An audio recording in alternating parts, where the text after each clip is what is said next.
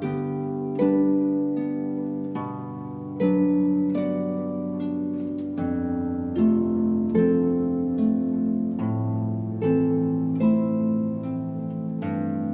YouTube! Je vous retrouve aujourd'hui pour la dernière vidéo de 2020 et je me suis dit que j'avais envie de transformer ça en positif et de vous faire une vidéo sur mes gratitudes de 2020.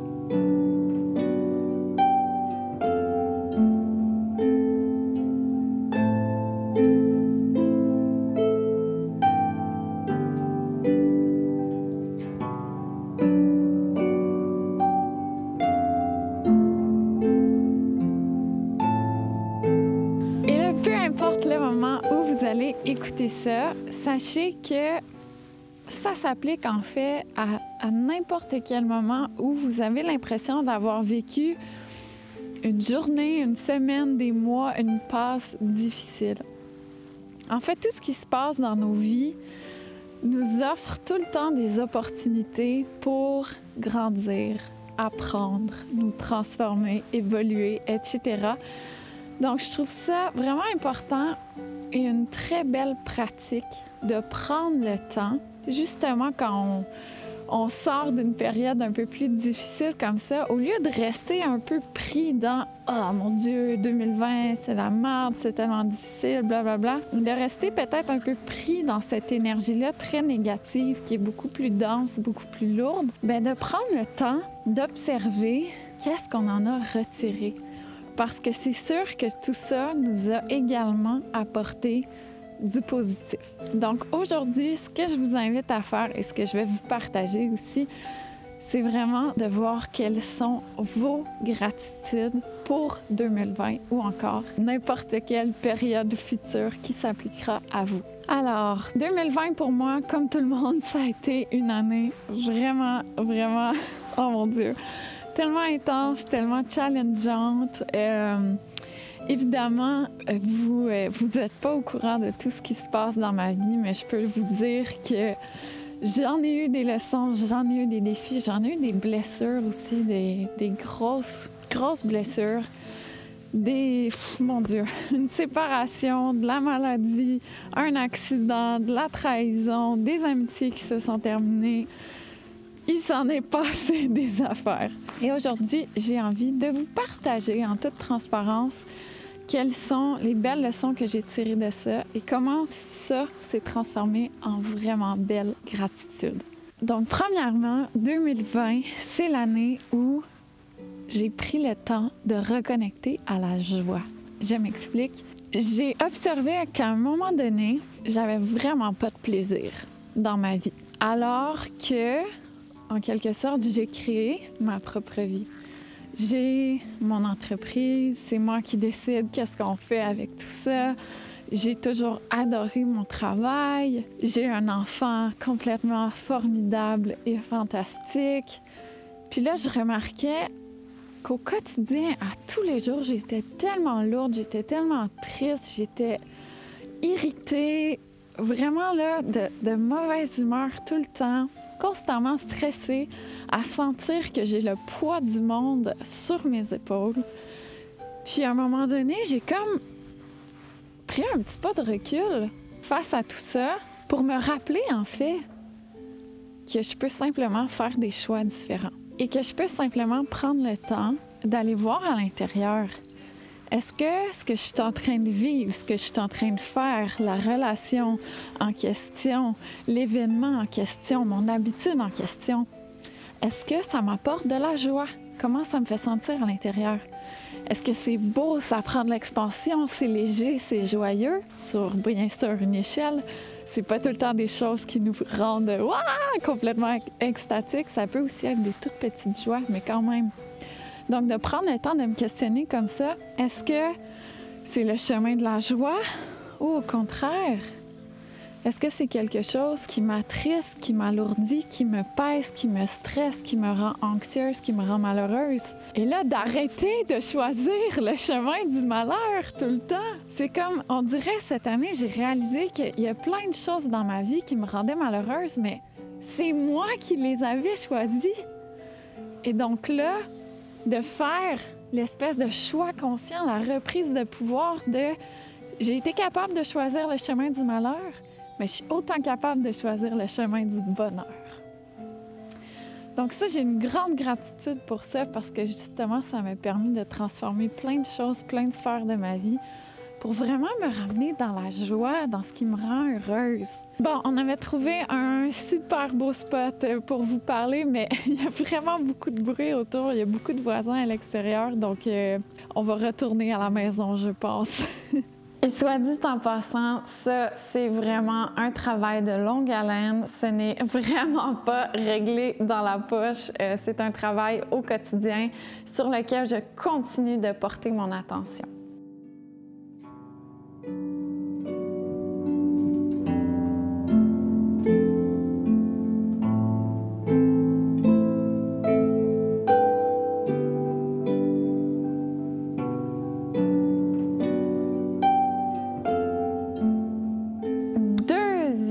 Chose pour laquelle j'ai de la gratitude en 2020. Et encore une fois, c'est comme quelque chose de lourd et de difficile, mais qui, au final, me mène à beaucoup de gratitude. C'est-à-dire que j'ai observé mes relations, et surtout mon pattern, en fait, dans mes relations, à savoir à quel point je donnais beaucoup aux autres et récoltais parfois très peu. Et cette observation-là m'a permis de peut-être prendre un peu plus de distance avec certaines relations où je sentais un débalancement comme ça. Et ça me ramène au point 1, le chemin de la joie. D'observer aussi quelle relation m'apporte une vraie joie et quelle relation m'apporte autre chose que ça. En fait, c'est surtout qu'il y a beaucoup de relations parfois qu'on conserve parce que, c'est comme ça. On a toujours été en relation, donc pourquoi ça changerait? On est amis depuis 20 ans, pourquoi ça changerait? Puis on sent une certaine pression de garder des relations dans nos vies, alors qu'à un moment donné, il faut se poser la question, est-ce que justement cette relation-là me fait du bien et pourquoi je la conserve en fait dans ma vie? Puis ça, là, je vous le dis, là, c'est pas le fun, OK? C'est vraiment un travail difficile, lourd, dense, qui apporte beaucoup de culpabilité aussi quand on prend ce genre de décision-là. On peut se sentir vraiment coupable. On peut sentir qu'on doit quelque chose à l'autre, qu'il faut se lancer dans des conversations et des explications et blablabla. Mais à un moment donné aussi, on a le droit de se poser la question, est-ce que je suis heureuse dans mes relations? Et encore une fois, oui ou non? Et si la réponse est non, est-ce que je suis obligée d'avoir cette relation-là dans ma vie? Oui ou non? Ça se peut que la réponse soit non.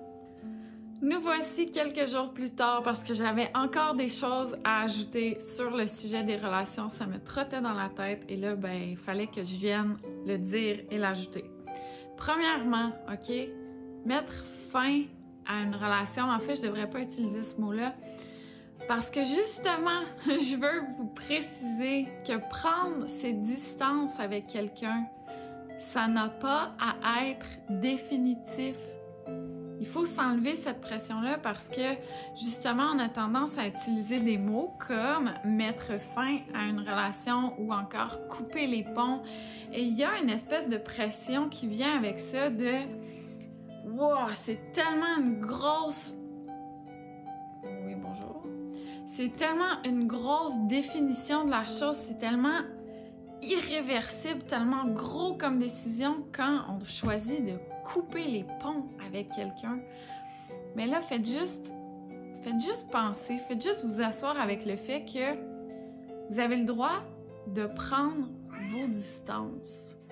Vous avez le droit de mettre une relation sur pause sans faire l'espèce de choix quand même brutal que ce soit absolument final, que plus jamais cette personne ne sera dans votre vie. Tu sais, il y a un entre-deux puis il y a un juste milieu, puis vous avez le choix de juste, c'est ça, prendre vos distances avec quelqu'un, prendre une petite pause, le temps de voir comment vous vous sentez, de vous déposer peut-être avec vous-même, puis voir comment vous vous sentez justement maintenant que cette relation-là n'est plus en ce moment dans votre vie. Donc ça, je trouvais ça important de le préciser parce qu'on se met trop de pression de « Oh mon Dieu, si je me fais à une relation, ben c'est la fin. Je ne vais plus jamais reparler à cette personne-là. » Mais non. Mais en fait, oui, si c'est votre choix à 100%, mais c'est pas obligatoire. L'autre chose que je voulais vous dire, OK, c'est parce que souvent, on va se sentir extrêmement coupable de prendre nos distances avec quelqu'un. Et si c'est quelqu'un qui prend ses distances avec nous, on va se sentir extrêmement fautif. Et ce que je voulais prendre le temps d'ajouter, c'est que oui, évidemment, des fois ça arrive, malheureusement, que quelqu'un va faire un geste, une action, va utiliser des mots vraiment, vraiment violents à notre égard qui nous font énormément de mal, qui vont venir nous blesser, là, que ce soit physiquement, émotionnellement, mentalement. Et dans ces cas-là, ben oui, on va décider de couper les ponts parce qu'il y a eu quelque chose de vraiment concret qui a fait mal. Mais dans beaucoup de cas, c'est simplement deux personnes qui évoluent, deux personnes qui grandissent, deux personnes qui prennent des chemins différents, qui se transforment pas de la même façon. Souvent, c'est juste ça qui fait qu'on veut prendre nos distances avec quelqu'un. Et parfois aussi, ben, pour des raisons un peu inexplicables, simplement des différences de personnalité, de valeur, de qui on est, ben, on va sentir un peu des dissonances avec quelqu'un. Tu sais, une espèce de comme... Ah, ça marche pas tout à fait. Excusez, là, Cordélia est... Elle veut se faire flatter. Je disais donc, parfois c'est difficile de mettre des mots là-dessus, puis c'est un petit peu inexplicable. C'est juste comment on se sent, comment on le sent, puis c'est pas parce que nous on est une mauvaise personne ou parce que l'autre est une mauvaise personne, pas du tout. Parfois il y a comme une espèce d'assemblage qui fonctionne plus. C'est comme si peut-être pendant un moment, puis une bonne partie de notre vie ou de notre relation, les pièces hey, là t'exagères. Les pièces s'imbriquaient bien fluidement, facilement, puis à un moment donné, pour toutes les raisons que j'ai nommées au départ, ça commence à être moins fluide, moins facile. Fait que bref, je voulais juste vous dire de ne pas vous sentir coupable si vous faites le choix de prendre vos distances avec quelqu'un et ne vous sentez pas fautive ou fautif si il y a quelqu'un qui décide de prendre ses distances avec vous. Ça ne veut absolument pas dire que vous êtes une mauvaise personne ou que l'autre personne est une mauvaise personne. Ça veut peut-être simplement dire il y a une relation qui, pour mille et une raisons, s'est effritée, s'est affaiblie et c'est la vie. On est l'être humain, on a tendance à tellement s'attacher, s'accrocher fort à nos choses, à nos habitudes. On a peur du changement, on n'aime pas ça. Puis c'est la même chose avec les relations, hein? Fait que quand on décide là, vraiment concrètement de prendre nos distances avec quelqu'un, la majorité du temps, là, c'est réfléchi, puis ça fait longtemps. Puis voilà, c'est juste parce que ça fait un moment que... il y a quelque chose qui est plus comme avant. Il y a quelque chose qui fait en sorte qu'on ne se sent pas à notre meilleur dans cette relation-là, qu'on ne se sent pas nourri, ou peut-être que même on sent que nous, on n'est plus capable de nourrir l'autre. Donc bref, essayez juste d'enlever la culpabilité ou le sentiment d'être fautif, puis l'espèce d'aspect définitif, final, il n'y a aucun retour possible. Ça aide aussi à peut-être alléger la chose et mieux respirer dans notre décision de prendre nos distances avec quelqu'un.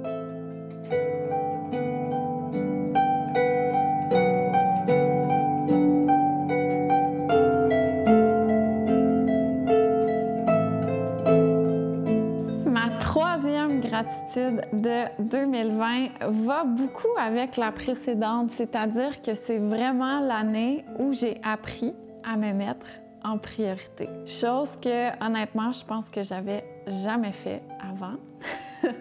Encore une fois, ça prend beaucoup de travail interne, d'observation et de se parler parce que la culpabilité de prendre soin de soi est tellement imprégnée profondément en nous que c'est facile, en fait, de retomber dans l'espèce de moule de martyr, de victime qui donne, qui donne, qui donne, qui se néglige, qui s'oublie et qui devient malheureuse et pas bien dans sa peau parce qu'elle donne à tout le monde sauf à elle-même. Mais en 2020, toutes les épreuves, les leçons, les réflexions dans ma vie m'ont amené à prendre la décision consciente de prendre soin de moi. Encore une fois, ça revient un peu au point précédent, mais encore là, le chemin de la joie. Qu'est-ce qui me rend heureuse? Pourquoi il n'y a pas plus de ça dans ma vie?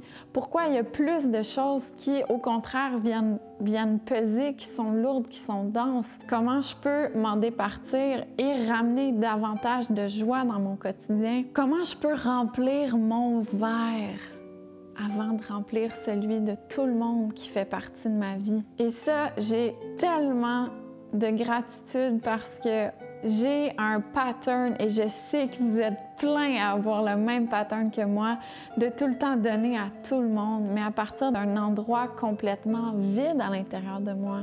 Parce que je donnais trop sans prendre soin de remplir aussi mon verre à moi. Si mon verre est vide, mon vase est vide, oui, je vais être capable de donner des petites quantités, puis de donner peut-être dans l'amertume, dans la rancœur. Alors que si je prends le temps de remplir mon vase, je vais autant donner, même plus. Et là, ce sera à partir d'un endroit qui est plein, qui déborde, qui a envie de donner, qui est dans l'amour. Et ça fait toute la différence. Quand on l'expérimente enfin et qu'on comprend toute la différence positive que ça fait pas seulement dans notre vie, mais dans la vie des autres aussi, là, on arrête de se sentir coupable quand on prend soin de soi. Parce qu'on sait qu'en se mettant ainsi en priorité, on va vraiment pouvoir donner encore mieux à ceux qu'on aime. Donc, j'ai beaucoup de gratitude que toutes les épreuves m'ont forcé en quelque sorte à prendre soin de moi puis à me mettre en priorité parce que j'ai compris ça et je commence enfin à l'incarner.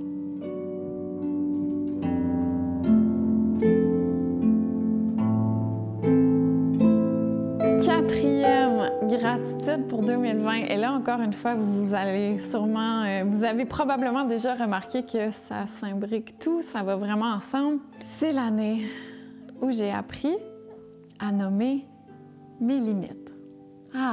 Et ça va beaucoup, en fait, avec le point précédent de donner à tout le monde. En fait, souvent, quand on donne, il y a aussi à quelque part que c'est parce qu'on n'est pas capable de dire non. On n'est pas capable de dire stop et d'arrêter. Donc, ça va un peu ensemble. Pour prendre soin de moi, j'ai aussi appris, et j'ai pas eu le choix à quelque part, d'apprendre à nommer mes limites et avant même de les nommer, de comprendre aussi à l'intérieur quelles sont mes limites et pourquoi j'avais de la difficulté à ne pas les nommer, à ne pas les faire respecter, moi-même à ne pas les respecter. Apprendre à mettre ses limites, c'est un travail, encore une fois, qui est assez inconfortable au début, mais je vous rassure, l'idée qu'on se fait dans notre tête est toujours pire que la réalité. C'est-à-dire que dans plein de situations où j'ai été ferme, j'ai nommé ma limite avec amour, la majorité du temps, la réaction est comme « Ah, ben oui, OK, pas de problème, ça fait du sens, je vais respecter ça. » Et lorsqu'elles ne sont pas respectées, on se ramène au deuxième point, ça peut être des bons indicateurs aussi des relations qui sont peut-être un peu plus problématiques dans votre vie, ou peut-être vous avez des relations où vous nommez constamment vos limites et elles ne sont jamais respectées. L'autre chose qu'il faut savoir aussi avec le fait de mettre ses limites, c'est que parfois, nous allons devenir un déclencheur, un trigger pour l'autre personne qui a une blessure en fait en lien avec la limite qu'on essaye d'apposer. Ça peut donc être intéressant de flipper ça en quelque sorte pour observer chez vous aussi quelles sont les limites que les personnes externes essaient de mettre face à vous et qui viennent vraiment vous chercher à l'intérieur. Ça peut être un bel indicateur de vieilles blessures, de vieux patterns à aller explorer et tenter de guérir. Mais honnêtement, mettre ses limites, ça va avec tout le reste, en fait, tant et aussi longtemps qu'on n'apprend pas à les mettre, à les nommer, à les faire respecter. C'est difficile de se mettre en priorité, c'est difficile d'avoir des relations équilibrées, c'est difficile de choisir la joie. Donc 2020, merci parce que j'ai appris à commencer à nommer mes limites. Encore là, c'est un travail qui va rester évidemment toute ma vie, mais je suis bien contente d'avoir fait les premiers pas et de continuer d'avancer dans cette direction-là.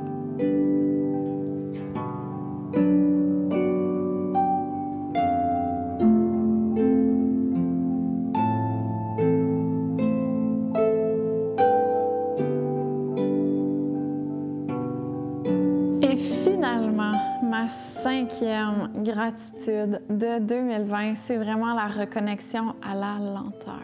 Ou peut-être même la connexion à la lenteur parce qu'il n'y a pas tant de périodes de ma vie que je peux associer à ce mot-là. Et cette année, bien, si vous me suivez, vous le savez, j'ai eu un accident, je suis en convalescence, etc. Et ça m'a vraiment obligée à ralentir pour de vrai. Et quel cadeau parce que ça me fait réaliser en fait que même si sur papier, entre guillemets, je vivais lentement, je travaillais pas plus que 25 heures par semaine et pour le commun des mortels, 25 heures semaine, c'est vraiment peu. Mais malgré ça, j'avais toujours l'impression d'être à bout de souffle, d'être trop chargée, d'être fatiguée, Et 2020 me fait réaliser en fait que la lenteur, c'est pas juste un chiffre sur papier du nombre d'heures par semaine qu'on travaille. La lenteur, c'est un mode de vie. La lenteur, c'est dans plein de petites actions, mais c'est aussi dans plein de choix conscients et dans plein de limites. Donc encore là, la lenteur était difficile à atteindre pour moi parce que mettre mes limites avec mon travail, avec mon équipe, avec des relations, avec ci, avec ça, bien parfois c'était difficile. Et là, d'être capable de dire, et encore une fois, avec plein d'amour, mais d'être capable de dire « Hey, non, je suis désolée, mais cette semaine, j'ai déjà atteint mon quota de projets où je me sens pas assez en forme aujourd'hui. On va remettre ça à demain. » Ça change tout.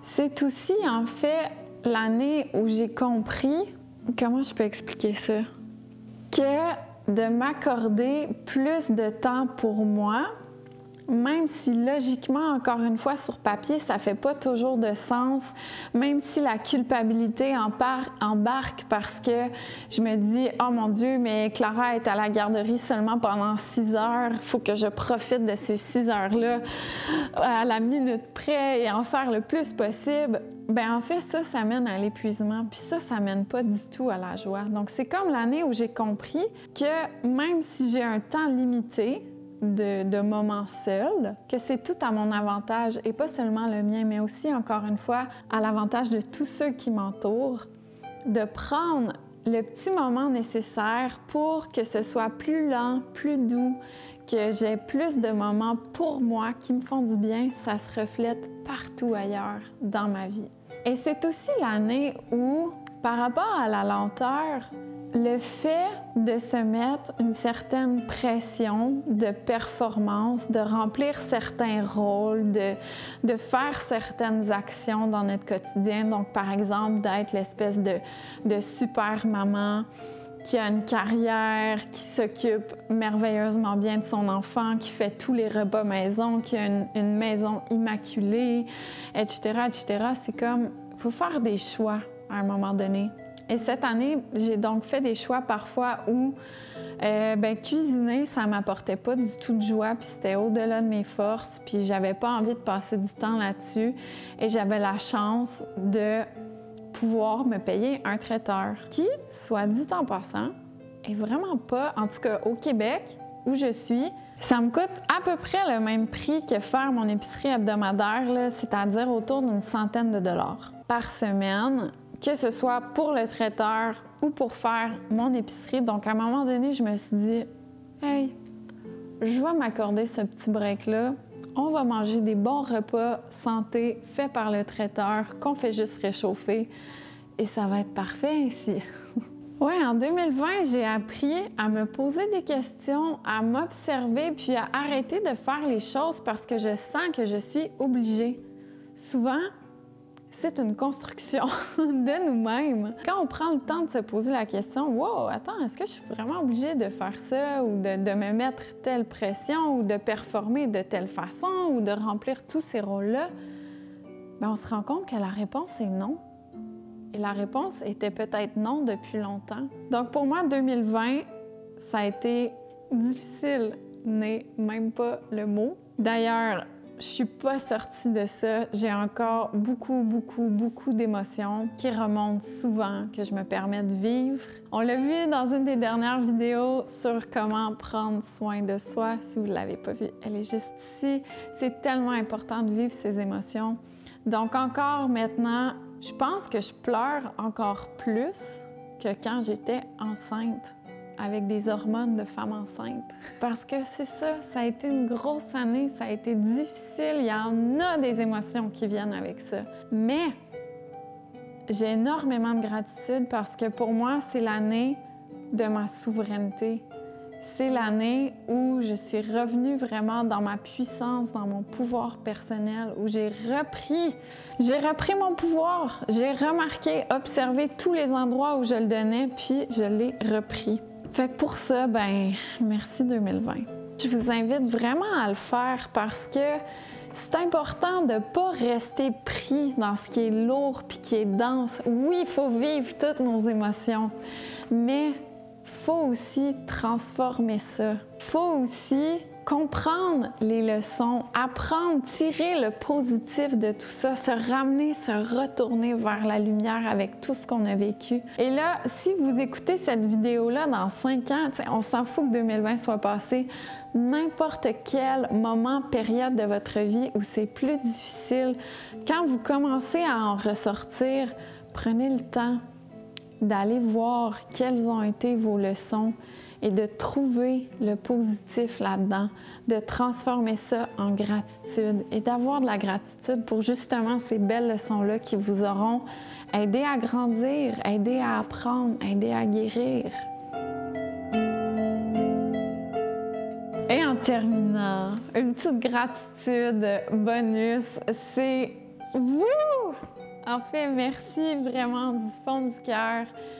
Ça fait du bien depuis, en fait, la renaissance de la chaîne, depuis le retour sur la chaîne. C'est fou et c'est tellement beau de voir à quel point vous êtes au rendez-vous et vous nous le montrez avec vos beaux commentaires qui font chaud au cœur, avec le nombre de vues. Donc vraiment, merci pour votre présence, pour votre support, votre soutien. C'est sincèrement apprécié et je suis super emballée de revenir en 2021 avec plus de contenu et de poursuivre la relation que j'ai avec vous.